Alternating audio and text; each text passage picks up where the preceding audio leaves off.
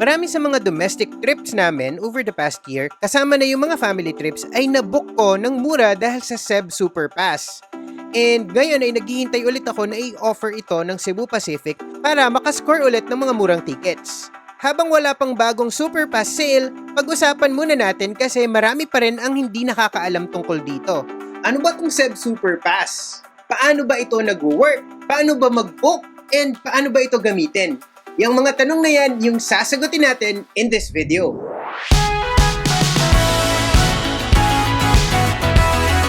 Hey there, poor traveler! I'm Yosh and in this video nga ay pag-uusapan natin ang Ceb Super Pass ng Cebu Pacific. Before we begin, don't forget to subscribe to this channel kung hindi ka pa nakasubscribe, and maraming salamat sa mga nakasubscribe na kasi nakuha na natin yung silver play button. And kung sa Facebook ka naman nanonood, nasa road to 1 million followers na tayo. So click mo na rin yung follow button and like this page and share this video para ma-achieve na rin natin yung milestone na yon sa Facebook. Yun. Una sa lahat, ano ba tong Ceb Super Pass? So itong Ceb Super Pass ay isang voucher na ini-issue ng Cebu Pacific that will allow the holder to purchase a ticket kahit na hindi pa siya decided dun sa destination or dun sa travel dates. Ibig sabihin, ngayon mo na babayaran yung base fare and some fees, fixed fees, pero yung pag-book, kunyari hindi ka pa decided kung saan mo gusto pumunta or kung kailan mo gusto pumunta, tsaka mo na yun i-book, tsaka mo na siya problemahin. Basta na-settle mo na yung base fare ngayon pa lang and magagamit mo yung voucher na to later on. So basically, ngayon ka magbabayad pero tsaka mo na i-book. Ganun lang yung concept niya. For example, itong pinakahuling Ceb Super Pass sale, ang sale period niya is 1 day lang. 1 day sale lang siya. March 31 siya naganap. So, ibig sabihin, dun ka lang pwede mag-book nung Super Pass. Pero magagamit mo yung voucher na makukuha mo dito sa sale na to for travels from April 7 this year to April 30 next year. So, parang ganun lang yung concept. Ibig sabihin, nakakuha ka na ng voucher ngayon, tapos tsaka mo na i-book kapag nakapag-decide ka na kung saan mo gusto pumunta and kung malapit na yung travel date mo. So yung idea ng Ceb Super Pass, I think ay nag-start noong height ng pandemic. Kasi 'di ba that time, 'di ba parang napakatagal na no? Pero naalala nyo dati, sobrang erratic nung schedule ng flights. And laging nagbabago. Like every week may magbabago. Lagi siyang namumove or nakakancel. So yung mga tao, takot silang mag-book ng flights. So itong Ceb Super Pass, naging maganda siyang solution para maibsan din yung hesitation ng mga tao at saka yung takot nila na ay baka hindi ko magamit kung magbubook ako kasi makakancel yung flight. So with this voucher, ang mangyayari is bayad ka na ngayon pero tsaka mo na i-book kapag ka malapit na yung travel date mo, kapag sure ka na. So I think doon yung nag-start. I-correct nyo na lang ako kung nag-start na siya even before that pa, pero at least doon ako naging familiar. And dun siya talaga sumikat nung pandemic, nung height nung pandemic. So, ngayon, kahit na back to normal na tayo, fortunately, kinip pa rin ng Cebu Pacific itong Ceb Super Pass. Ako, personally, every time may Ceb Super Pass sale, ang dami kong nabubuk. So, yung first, nag-book ako ng 30 na vouchers kasi 10 at a time lang ang pwedeng mabook. So, pwede ka mag-book. Meron akong kilala, nag-book siya 65 vouchers eh. Pero, every time na mag-book ka, up to 10 lang. So, ibig sabihin, kunyari ako, naka-30 ako na vouchers, 3 beses akong nag-book. Wala namang limit yun eh kung ilan yung mag-book mo in total. Basta 10 lang per transaction. Ayun. So, every voucher is equivalent to 1 flight. So, kung round trip, dapat 2 vouchers. So, ganun siya. So, ibig sabihin, kunyari ako, nag-book ako for myself ng 10 vouchers. Pwede kong gamitin yon for either 10 na one-way tickets or 5 na round trip. Yun yung kagandahan naman talaga nitong Ceb Super Pass. Flexible siya, even sa kung saang destination and kung one-way ba, round trip, bahala ka kung paano mo gagamitin dito. So, yun. So, mamaya, sasagutin natin yung mga frequently asked questions na nakukuha namin about Ceb Super Pass. Pero, uunahin na natin yung isa sa mga yon. And yun na nga ay kung 99 pesos lang ba talaga yung babayaran. Kasi most of the time, ang sale ng Ceb Super Pass ay 99 pesos yung presyo. So 99 pesos nga lang ba talaga? Siyempre, hindi. Yung 99, base fare lang yon. Pero, meron pang kailangang bayaran na mga extra na fees. Kapag nag-book ka ng voucher, kunyari, nag-sale ngayon, tapos ibubook mo ngayon, ang immediately na kailangan mong bayaran is yung 99 pesos na base fare and yung some fixed fees. I say fixed kasi I think yung web admin fee to eh. Basta merong fees pa na kailangan bayaran. So yung total niya sa experience ko ay nasa around 390.88 pesos. So yung fixed fees lang yung kasama kasi merong mga variables merong mga fees na nag-iiba depende sa ruta or depende sa destination. So yung mga nagbabago, syempre babayaran mo yun kapag mag-redeem ka na kasi iba-iba yun eh. Kunyari, fuel surcharge. Iba-iba yon depende sa layo, depende sa destination. Iba-iba rin yung terminal fee kasi merong mga airport na kasama na yung terminal fee kapag nag-book ka ng ticket. Meron din naman mga airport na doon mo na siya babayaran kapag nandun ka na sa terminal. So, depende siya. So, ang ginagawa nila is, ang immediately na kailangan mong bayaran is yung base fare and yung mga fixed na fee. Tapos yung mga nagbabago, tsaka mo na babayaran kapag i-redeem mo na siya. Again, summary, kapag magbubook ka, ang immediately na binabayaran ko is 390 pesos and 88 centavos. Tapos, mamaya, sasabihin ko sa inyo, kapag ni-redeem mo na siya, magkano pa yung kailangan bayaran. Pero bago kasi yon, pag-usapan muna natin paano ba mag-book nitong Cebu Superpass. Okay, so mapapansin nyo, titingin lang ako sa kodigo ko dito. So, minsan hindi ako tumitingin sa camera kasi check ako dito sa kodigo. Ayan, so yung number 1 is to visit the official Cebu Superpass page. So, makikita nyo yan. Either punta kayo sa book.cebupacific.air.com/vouchers/select. Or punta kayo dun sa homepage ng Cebu Pacific which is www.cebupacificair.com and then mag-hover kayo dun sa book. Tama ba? Wait lang. Double check natin. Ayan. Tama. Mag-hover kayo dun sa book and meron kayong choices na makikita, diba? So, flights, seat sale, and Cebu Superpass. So, i-click nyo yung Cebu Superpass. So, dadalhin nyo kayo dito sa Cebu Superpass page. Dalawa yung options nyo dito. Yung buy Super Cebu Pass or redeem. Buy or redeem. So, dahil ang section na to is about sa pag-purchase, doon tayo sa buy. Click nyo lang yung buy Cebu Superpass. Okay. Next step, number 2. Enter the number of passes that you want to purchase. Again, maximum of 10 lang yung pwede. So, click nyo, kunyari, yan, nandun yan sa lower right corner. So, click nyo lang kung ilan. Dagdagan nyo, you can 1 to 10 ang pwede. Tapos, click nyo yung buy now. Tapos, enter nyo lang yung passenger names. Okay, important. Yung passenger name na isusulat nyo dito, final to hindi ito transferable. So, kunyari ako, magbubook ako for my family. Kunyari ako, nanay ko, tsaka dalawa kong kapatid, tsaka sister-in-law ko. Ilagay ko yung names nila, sila lang yung gagamit. Hindi naman necessarily kailangan iba-ibang tao. Pwede rin na lahat ng 10 na yun, sa'yo lang lahat. O, di ba? Kunyari, ang dami mong time, ang dami mong pera, sige, travel tayo. Ganyan, ubusan ng yaman, ganyan. So, 10 vouchers, pwedeng sa'yo lahat yon. So, depende sa'yo. Pwede rin na yung 6 doon sa'yo, tapos yung 4 doon sa kakilala mo, jowa mo, whatever, ganyan. Best friend mo, or friends with benefits. Bahala kayo, basta kung sino man. Pwede rin na para sa ibang tao lahat yon, hindi ka kasali kasi mabait ka and nagpaubaya ka, ganyan. Okay lang din yon. Or may ticket ka na, ganyan. So, okay lang. It doesn't matter for as long as kung sino yung names na nandun, sila yung gagamit. Okay? Kailangan mo lang i-enter yung passenger details. And yung last step is to pay for your passes. So, pwede ka magbayad via credit card, PayPal, and travel fund. I think pwede na rin yung GCash ngayon, yung mga, ano ba tawag doon? Yung mga digital wallets, e-wallets, I think pwede na. Hindi ko matandaan kung pwede kasi nung nagbayad ako, credit card. Sabihin nyo sa akin, sa mga nakapag-book ba, i-comment nyo naman kung pwede ba yung GCash and Maya. Let us know in the comments para din sa benefit ng ibang mga nanonood. Pero ako, ginamit ko ng credit card and I think nakatry na rin ako na travel fund yung ginamit ko.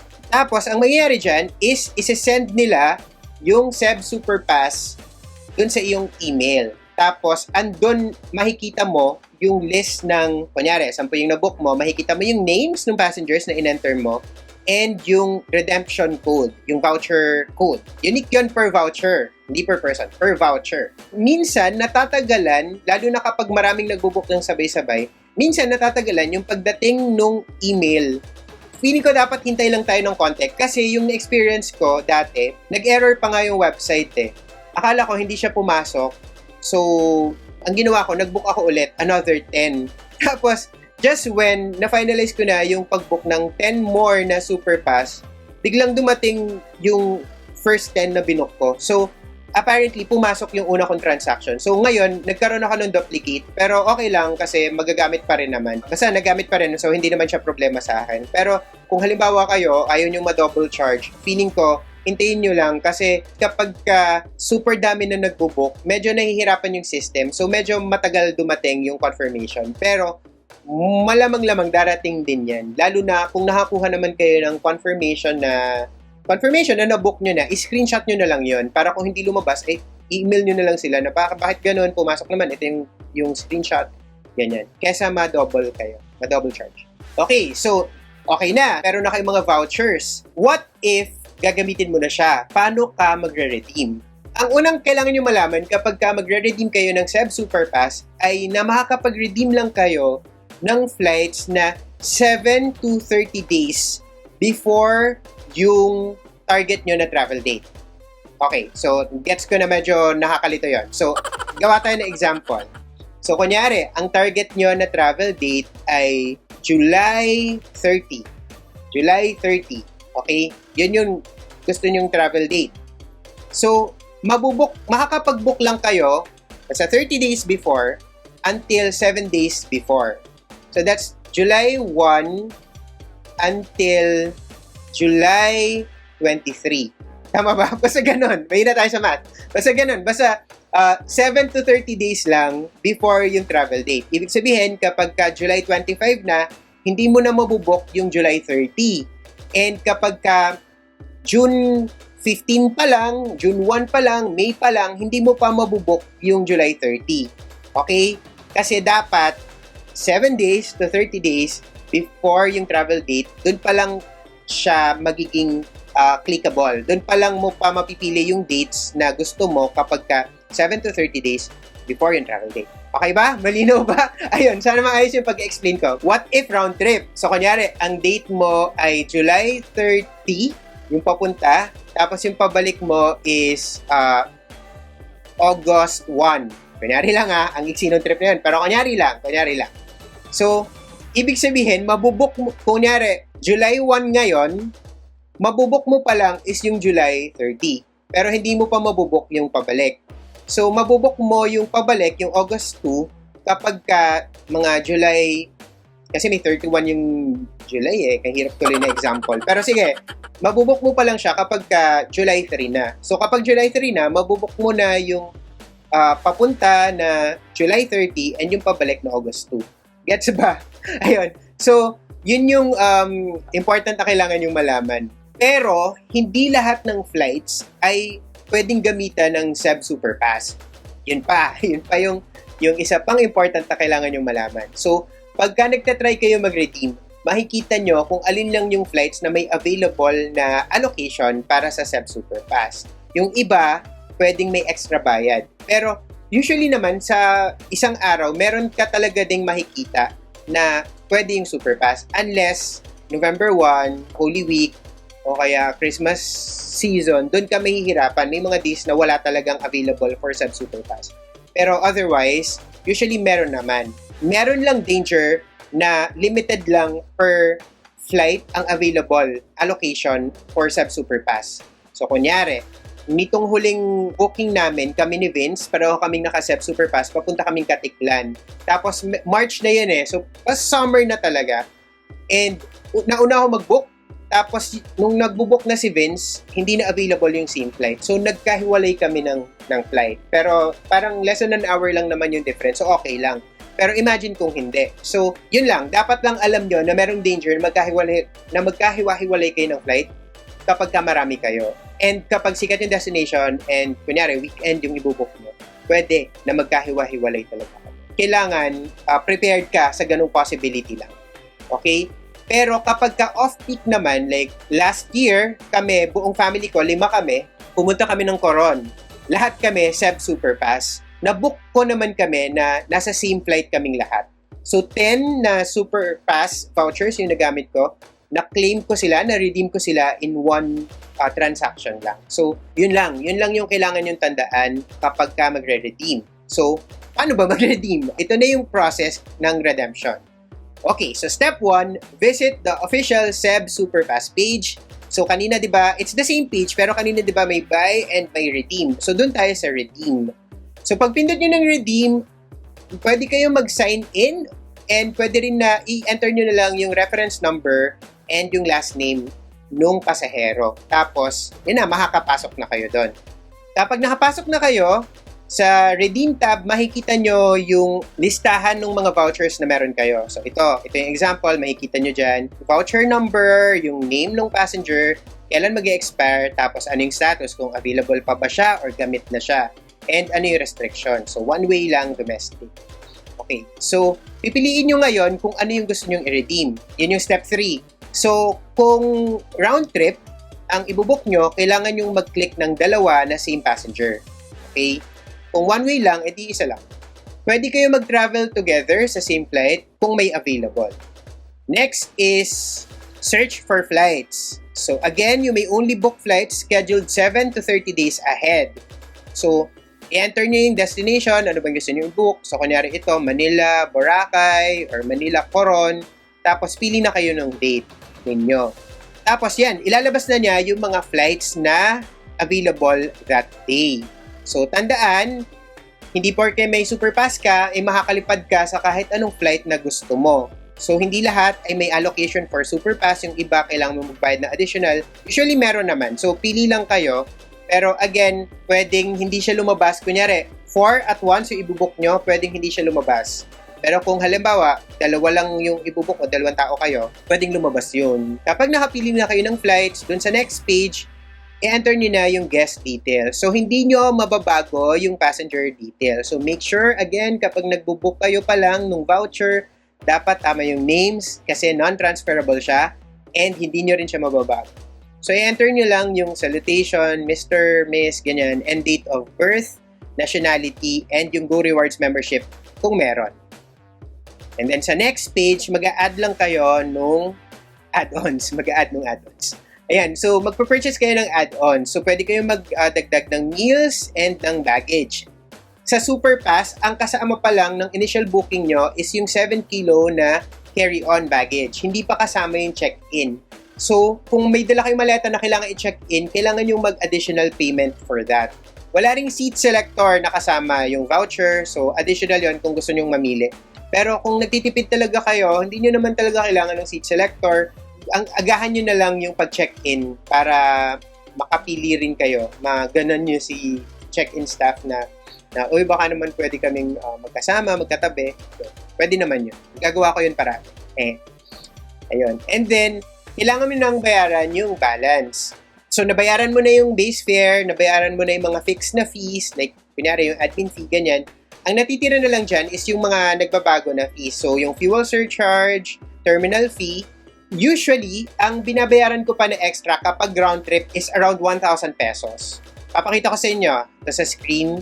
Yung dati, gumamit ako for round trip sa Boracay. Ang additional na binayaran ko, so makikita nyo, di ba? Yung voucher, binayaran ko initially ng 390 pesos per voucher. Yung additional na binayaran ko nung nag-redeem na ako ay around 1,000 pesos. 1,069 pesos.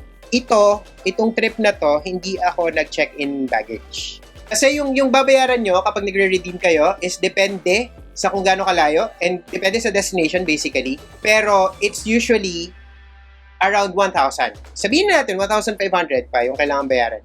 Pag kami kasama kasing baggage, yun yung nagpapamahal. Round trip na yun, round trip. So once na successful yung payment mo, mariredirect ka to a confirmation page and you will get a booking reference number na katulad nung normal na flight booking. Yung may 6 na digit na code, makaka-receive ka rin nun. So yun, ibig sabihin nun, book na talaga yung ticket mo. Okay, sagutin na natin yung mga frequently asked questions. Number 1, is it transferable? Hindi. Gaya na sabi ko kanina, hindi siya transferable. Kung anong passenger name ang ilalagay mo doon, yun na yun. Hindi mo na siya magbabago, hindi mo siya masasalin, hindi mo siya mamamagic whatsoever. Yun na yun. Final answer, sure na. Okay? Second, kailan usually ang SEB Superpass sale? Kailan pa nagsisale? If history is any indication, it usually happens March and October. So itong pinakahuli, nangyari siya March 31. Tapos yung travel date niya is from April 2023 to April 2024. Last year din, March din nagkaroon ng sale. Tapos ganun din, April that year to April next year yung travel date. And then, nung October last year din, nagkaroon ng sale. Ang travel date naman niya ay November 2022 to November 2023. So, kung pagbabasehan natin yon, pwedeng yung susunod na sale ay around October. Tapos, ang travel dates niya ay probably November 2023 to November 2024. Abang-abang kayo ng October, or kung generous ulit yung Cebu Pacific kasi nagiging super matunog na talaga tong SEB Superpass, baka magkaroon na ulit ng sale, SEB Superpass sale before October. Isa pang question is, sure ba na makakakuha ng seats kung may Superpass ka? Hindi. Kasi nga, again, may mga flights na wala namang allocation, and minsan may limited number of seats lang ang pwede for SEB Superpass. So, ang gagawin mo, mag-a-adjust ka ng date or mag-a-adjust ka ng destination. Pero kung fix yung date mo, ang maisa-suggest ko lang talaga is agahan mo yung pag-book. Remember, you can book not earlier than 30 days before and not later than 7 days before. So, 30 days before pa lang nung target travel date mo, mag-abang ka na, i-book mo na para hindi ka maunahan. Ngayon, kung round trip siya, i-book mo na yung papunta, tapos kapag nag-open na yung pabalik na date, kapag pwede na siyang mapili, dun mo na lang i-book yung pabalik. Kasi yun yung nangyari sa isa naming teammate na tinry namin na i-book yung round trip at once. Ang nangyari is nawala yung papunta kasi may iba na nag-book. So, mas maganda na as soon as mag-open yung date na gusto mo i-book mo na siya, tapos saka mo na problemahin yung pabalik kasi meron naman yan, unahan lang talaga. Okay? And worth it ba? I mean, para sa akin, oo, kasi there's a reason bakit inaabangan ko parati yung SEB Superpass kasi iba yung convenience na nadadala. Yung kapag kasi minsan hindi ka kasi decided pa talaga, hindi ka pa sure kung makakapag-travel ka pa. Kunyari, sa November gusto ko mag-travel pero hindi pa ako sure pwedeng may mga mangyari, at least kaya ko maghintay until sure na ako before ako mag-book. And lagi ako nagbo-book talaga kapag may SEB Superpass. Nagbo-book ako 10 at once, ganyan. Binubook ko din yung family ko, itong Coron trip namin and yung susunod namin na Boracay trip. SEB Superpass yung gamit ko. Sa akin, sobrang convenient niya. And it also allows me na mabawasan yung panic kapag merong sale ang Cebu Pacific na hindi Superpass. Yung normal na sale lang, whether piso sale or 99 sale or whatever, pero yung hindi Superpass, hindi ako ganun ka, parang ang ibubook ko lang na mga kamag-anak ko, kunyari manlilibre ako ganyan, yung mga hindi ko na-book ng Superpass. So yun, so basta sa akin, sobrang worth it niya, sobrang convenient niya, and sobrang useful nung idea na pwede kang mag-decide much later, pero may ticket ka na. Ayun. So, if meron pa kayong mga tanong about SEB Superpass or anything na travel-related, i-comment nyo lang below.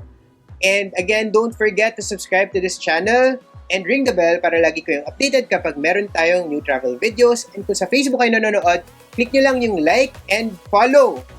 Yon, kasi nasa road to 1 million followers na tayo sa Facebook. And pwede mo rin kaming i-message and i-follow na rin sa Instagram, Twitter, and TikTok. And kung meron kayong Spotify account, pwede kayong makinig sa The Poor Traveler Podcast. Kasama namin si Ces Vitan and syempre si Vince. Ayun na, so abang-abang tayo ng susunod na SEB Superpass sale. And remember, plan smart, travel safe, and make every trip worth it.